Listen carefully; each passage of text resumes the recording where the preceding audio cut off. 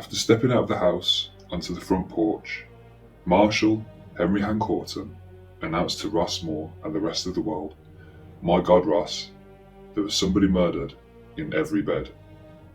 Today, we cover one of the most notorious unsolved murders in American history, the Villisca Axe Murders.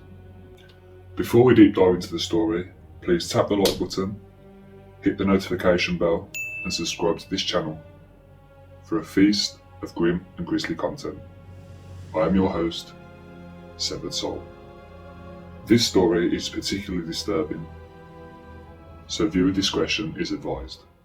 Villisca is a small town of just under 2 square miles, situated in Montgomery County, southwest Iowa. In 1912, Villisca was a quaint and peaceful community of around 2,000 people, disturbed only by the sound of steam trains coming in and out of town. The Moores were a well-liked, popular family, residing in their traditional Queen Anne style 3-bedroom home at 508 East 2nd Street. The family consisted of Josiah Moore, Sarah Moore, and their 4 children, Herman, Catherine, Boyd, and Paul. At 43 years of age, Josiah Moore was one of Villisca's most prominent businessmen. He previously worked for Frank F. Jones at the Jones store, where he was a sales clerk for over 9 years. On December 6, 1899, Josiah married Sarah at the home of her parents. Sarah was born in Knox County, Illinois in 1873. In 1894, Sarah moved to Iowa with her parents, Mr. and Mrs. John Montgomery, and her sister Mary. At the time of the attack, Sarah was 39 years old, mother of 4 children, and an active member of the Presbyterian Church. It was Sarah who led the Children's Day exercise at the church on the 9th of June. Of the 4 more children, Herman was the oldest. Born in 1901, he was aged just 11 at the time of his death.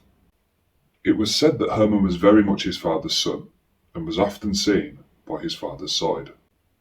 Catherine was born 2 years after Herman in 1903 and was aged 10 at the time of the murders. Boyd and Paul were the youngest of the Moore children, aged 7 and 5 respectively at the time of their deaths.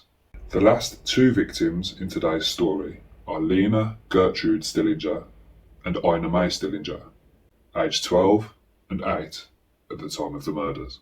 The Stillinger sisters lived just outside of Villisca on Stillinger Farm with their parents, Joseph and Sarah, and 7 siblings: Edith, Ed, Lester, David, Blanche, Ralph, and Ada Lou. On Sunday 9th of June 2012, Catherine Moore attended a Children's Day service with her good friends, Lena Stillinger and Ina Stillinger. The event had been organised by Catherine's mum, Sarah, and would consist of children playing games, singing songs, and taking part in other church-related activities. The families attending the day service would stay in town for the children's afternoon service at the end of the school year, which would go on until around 9:30 p.m. that very evening. At the end of the service, Lena and Ina Stillinger would ask Catherine's father, Josiah Moore, if they could stay overnight at their house for the evening. Josiah would make a phone call to the Stillinger household and would speak to Blanche, Lena and Ina's older sister. Blanche said that it should be okay for Lena and Ina to stay overnight at the Moore household and that she'd pass the message on to her parents. At 5 a.m. on Monday the 10th of June, Mary Peckham, a neighbour of the Moores, was up and about tending to her chores. At around 7:30 a.m, Mary became suspicious that something wasn't quite right over at the Moore household. Nobody had used the privy, which was in the outhouse. Nobody had tended to the garden, and nobody had fed the barn animals. Becoming increasingly worried and agitated, Mary decided to investigate. She knocked on the doors, but nobody answered. She tried the door handles, but the doors were locked. She tried to peek through the windows, but all the blinds had been pulled all the way down. Growing more and more concerned, Mary made a phone call to Ross Moore, Josiah's brother, and Ed Selly, the store clerk at Josiah's store. Upon arrival, Ross gained entry to the house with a skeleton key and approached the spare bedroom on the ground floor. Nothing could have prepared Ross for the scene that awaited him behind that bedroom door. Two figures lay in bed with blood-soaked covers pulled over their heads and blood splattered all over their headboards. In a panic and totally in shock, Ross Moore exited the house and told Ed Selly to go and fetch the town marshal, Henry Hank Horton, who would arrive at the scene at 8:15 a.m. Seeing how visibly shaken Ross Moore was, Henry Hank Morton asked Ross what on earth was wrong, to which Ross replied, "I think something seriously wrong has happened in my brother's house." Horton entered the house with Ed Selly, but visibility was very poor as all the blinds had been pulled down.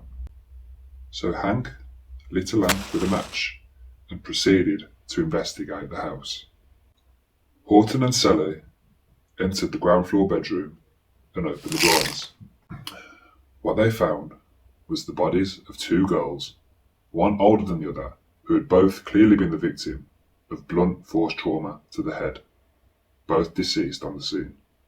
The older of the two girls was Lena Stillinger, aged just 11.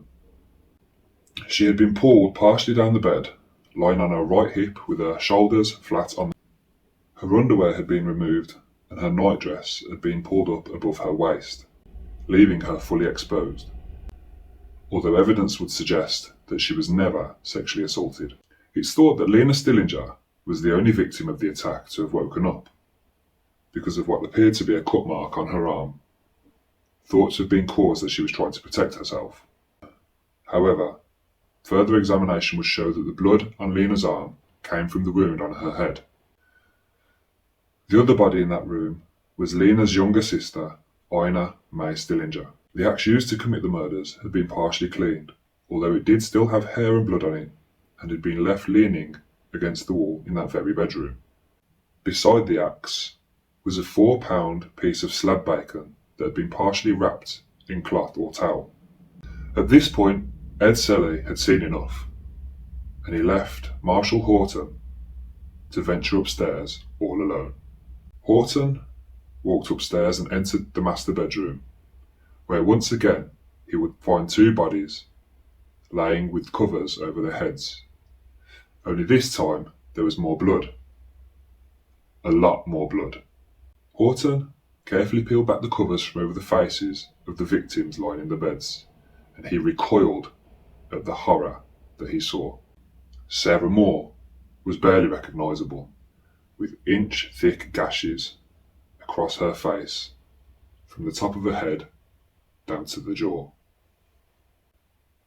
It's been suggested that Sarah was the only victim that was struck with the sharp blade of the axe. The murderer then turned his attention to Josiah, quickly dispatching of him with the blunt side of the axe, bludgeoning him straight between the eyes.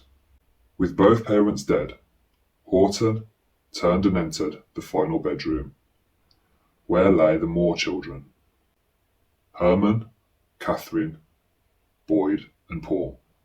The bedroom floor was scattered with toys and cuddly stuffed animals, the way any bedroom floor of a child should be. However, this bedroom didn't look anything like what a child's bedroom should look like. Each child was covered by their bed sheets, which concealed a single fatal blow to the upper cranium of each of the Moore children.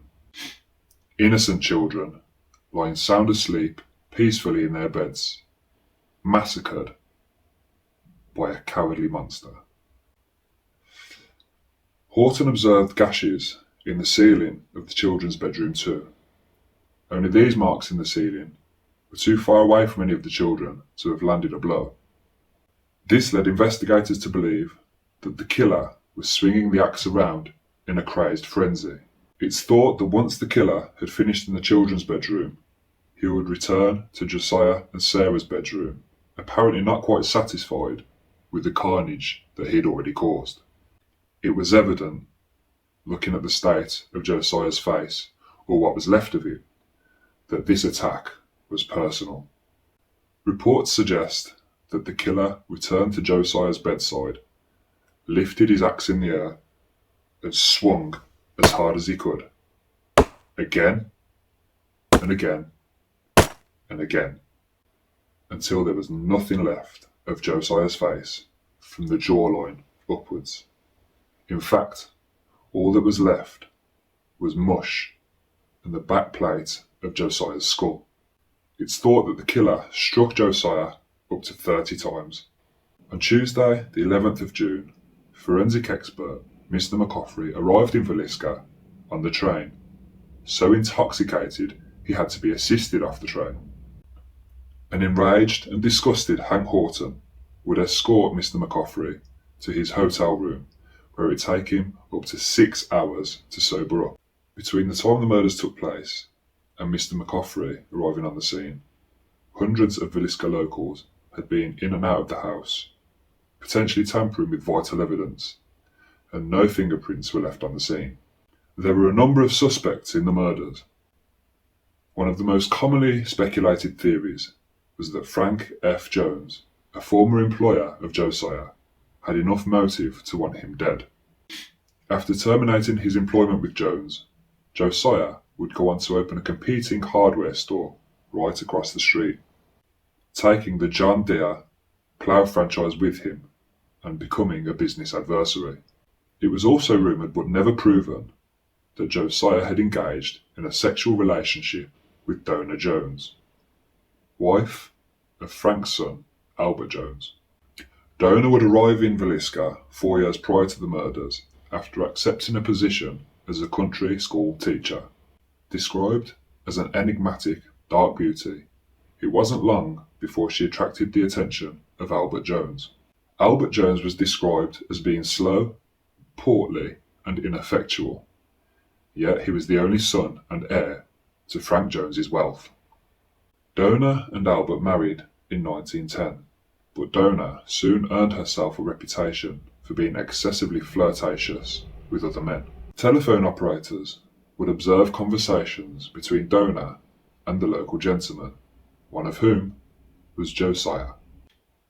A second suspect in the murders was William Blackie Mansfield, who was rumoured to have been hired to carry out the murders by Frank F. Jones. Detective James Newton Wilkerson had been working undercover in the area as a property agent, gathering a portfolio of evidence to build a case against Jones and Mansfield.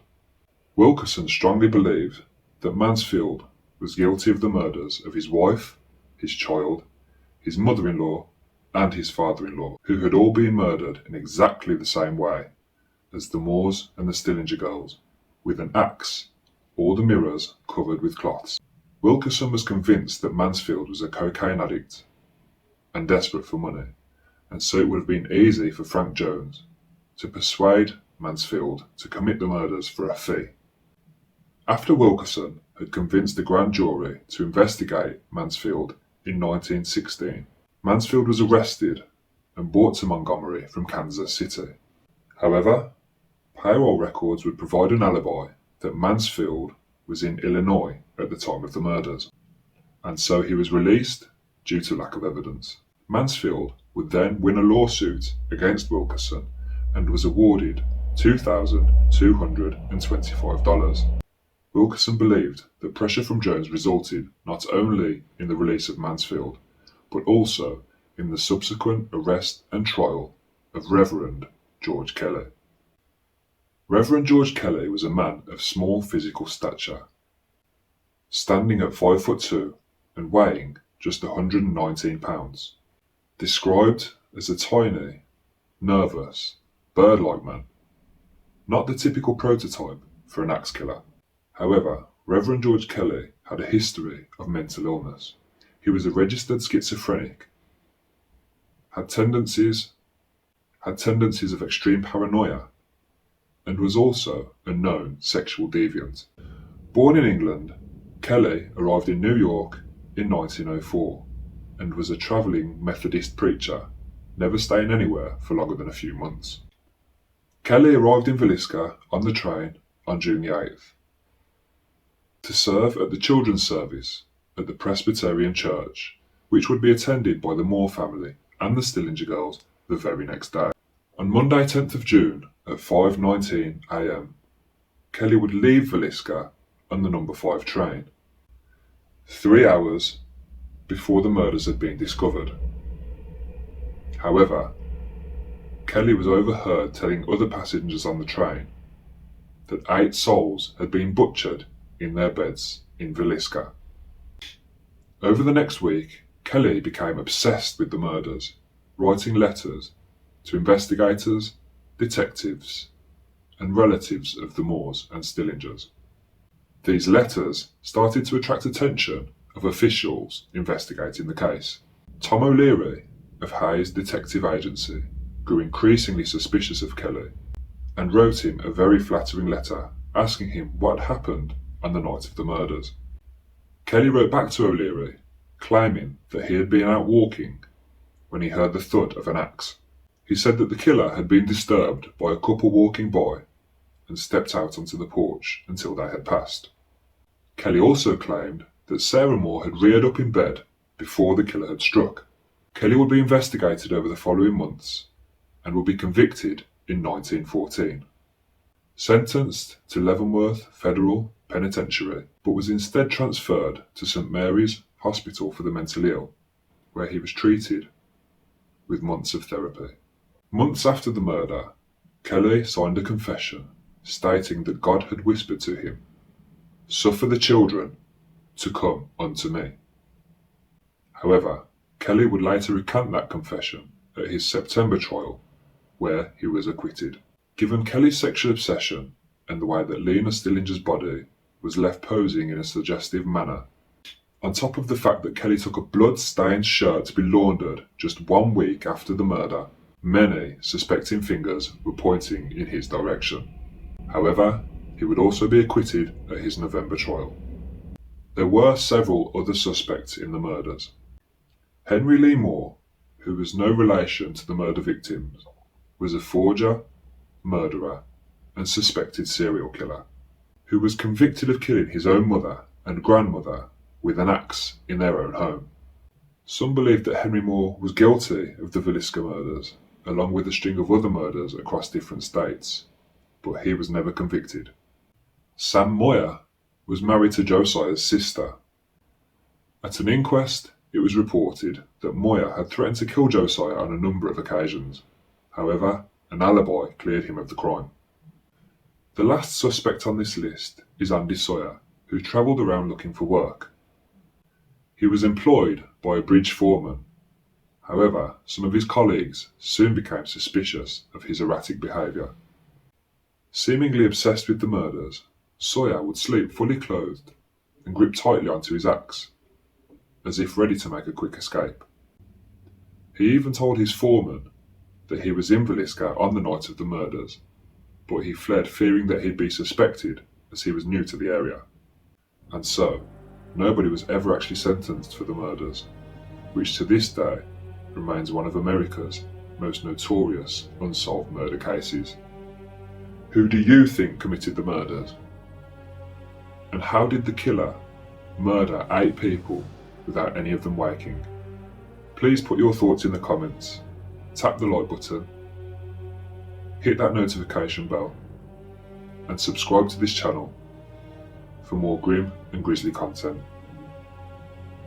I've been your host, Severed Soul. Thanks for watching.